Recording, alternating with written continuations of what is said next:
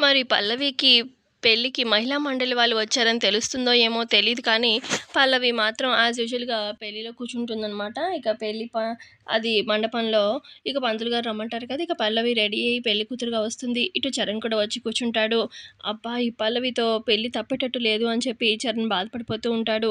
ఇక ఇద్దరు కలిసి పెళ్లి మండపంలో పూజ చేస్తూ ఉంటారనమాట. గౌరీదేవికి ఇటు గుండమ్మ, సుమలత, ఇక ఇటు బామ్మ, చంటి, అక్షిత, భువన అందరూ కలిసి అక్కడే నించుంటారనమాట. పెళ్లి అది జరుగుతూ ఉంటుంది. పూజ జరుగుతూ ఉంటుంది.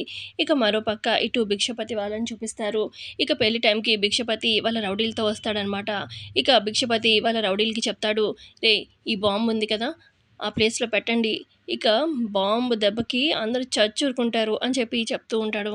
ఇక వాళ్ళ రౌడీలు నార్మల్ గెటప్‌లో పెళ్లి మండపం లోపలికి ఎంటర్ అవుతారనమాట. ఇక ఒక ప్లేస్ ఏదో అనుకుంటారు. ఆ ప్లేస్‌లో ఈ బాంబుని ఫిక్స్ చేసేసి ఏం తెలియనట్టు బయటకొచ్చేస్తారు. "అన్న నువ్వు చెప్పినట్టే చేశామన్నా" అని చెప్పి రౌడీలు చెప్తారు.